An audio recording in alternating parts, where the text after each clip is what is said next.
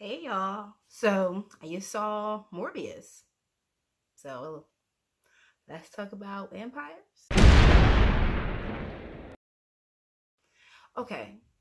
Now it starts off, him going to the island to go get some vampire bats or whatever. But I don't know if this scene was necessary in setting up whatever they were trying to set up because I don't feel like it really added to anything.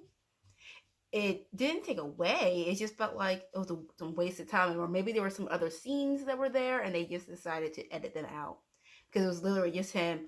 Uh, bats, come on, and that was it. And the next thing you're back in his lap or whatever. His journey, going from sick Dr. Michael to Morbius vampire thing or whatever.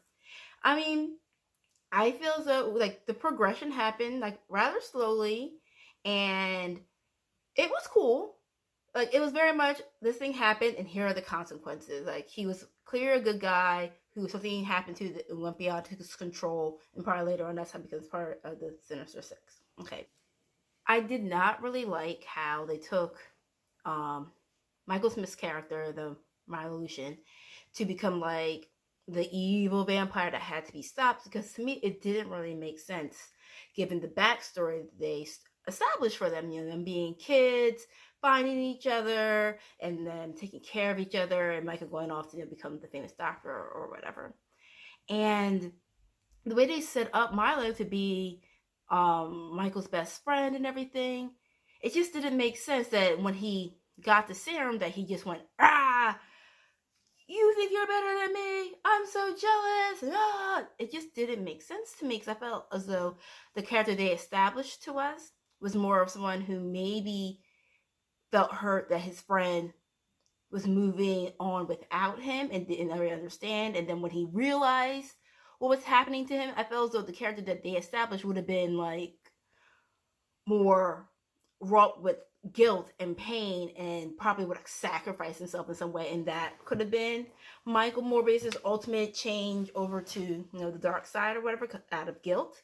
But instead they made it seem as though he was always this like bad guy who's even if it's only kept in check because of his relationship with Michael. But I suppose they didn't do a great job in establishing that because when they were kids, he did get into this fight with this bully. He beats him with his cane, but that guy attacked him. If they would have shown him as a kid maybe enjoying violence in a way unprovoked, then I would have gotten the whole I am now thing later. But that just didn't really satisfy it for me. But on a side note, ha ha ha, I did really enjoy how when Dr. Nicholas asked Milo his pain scale on 1 to 10, and he said 11. And I said, I don't know if this was intentional, but all Whovians rejoiced when they watched it. And if you don't know, you know.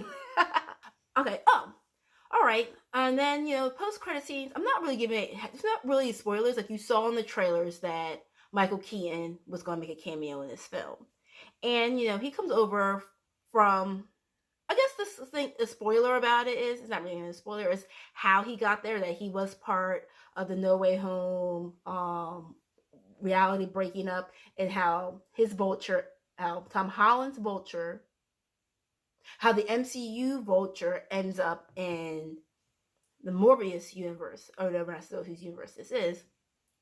And I'm like, okay, does this mean we're trying to establish a way for us to get a Sinister Six or whatever movie?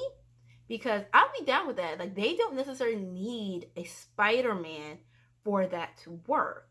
I will be totally fine if we just get, Tom Hardy's Venom, Michael Keaton's Vulture, and clearly, like, Sony still I think owns Green Goblin, whatever. Get them here back and create that to happen. They don't necessarily need, I feel as though, a Spider-Man to make that work. So, I mean, the movie was not horrible. I don't know why everybody's hating. I think people are just hating on me because they just don't like Jared Leto. Okay, so like one of my favorite moments though, I know this is really cheesy, but I'm a romantic person, is when him and his little friend, the girl whose name I can't remember, they were in the coffee shop diner, and she was trying to see if he's gonna burst into flames, and he goes and reaches for the coffee. He's all like, ah, ha ha ha, and it was just so cute. I'm just like, see, I think the fact that he was just always charming, even from a kid, always up to the vampirism or whatever you want to call it. His character didn't just like drastically change to be like this smoother, cool guy, right? He was just always this charming person. Tell me your thoughts, because I really think it was a fun time. It, not really like really going to change anything in the Sony Verse or the MCU world or whatever. It just wasn't that bad, nor was it incredibly like, ha ha, memorable either. So